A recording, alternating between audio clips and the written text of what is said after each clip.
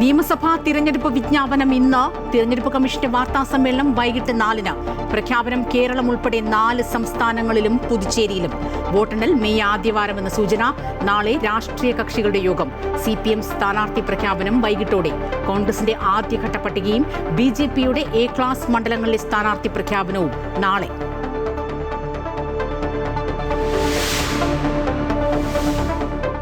ഗൾഫിലെ CBSE 12ാം class പരീക്ഷകൾ റദ്ദാക്കി. വീണ്ടും പരീക്ഷ നടത്തില്ല. പരീക്ഷാഫലം സംബന്ധിച്ച തീരുമാനം പിന്നീട്. ഇന്ത്യയുടെ LPG ടാങ്കർ കപ്പലുകളായ നന്ദാദേവിയും ശിവാലിക്കും അന്താരാഷ്ട്ര സമുദ്ര പരിധിയിൽ പ്രവേശിച്ചു. കപ്പലുകളിലുള്ളത് 46,000 മെട്രിക് ടണ്ണിലധികം ദ്രവീകൃത പെട്രോളിയം വാതകം.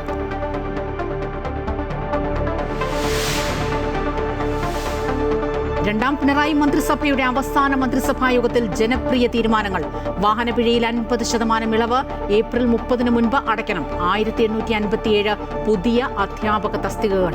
60 വയസ്സ് കഴിഞ്ഞ 10,000 കർഷകർക്ക് കൂടി 2,000 രൂപ പെൻഷൻ. വയനാട് ഉരുൾപൊട്ടൽ ബാധിച്ച 13 കുടുംബങ്ങൾക്ക് കൂടി വീട് നൽകാൻ തീരുമാനം.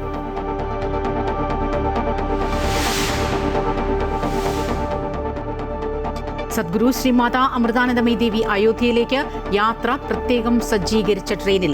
വ്യാഴാഴ്ച ക്ഷേത്രത്തിന്റെ 2ാം നിലയിൽ ശ്രീരാമയന്ത്രം സ്ഥാപിക്കുന്നതിനും അനുബന്ധ പൂജകൾക്കും രാഷ്ട്രപതി ദ്രൗപദി മുർമുവിനൊപ്പം അമ്മ സാക്ഷിയാകും. സന്ദർശനം ശ്രീരാമ ജന്മഭൂമി തീർത്ഥക്ഷേത്ര ട്രസ്റ്റിന്റെ ക്ഷണം സ്വീകരിച്ചു.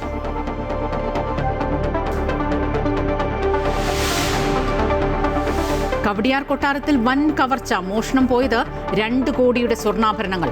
പോലീസിൽ പരാതി നൽകി അശ്വതി തിരുനാൾ ഗൗരി ലക്ഷ്മിഭായ്. മോഷണം പോയത് വജ്രങ്ങളും സ്വർണ്ണ നാണയവുമടക്കം തലമുറകളായി കൈമാറി വന്ന ആഭരണങ്ങൾ. കേസെടുത്ത് പേരൂർക്കട പോലീസ്.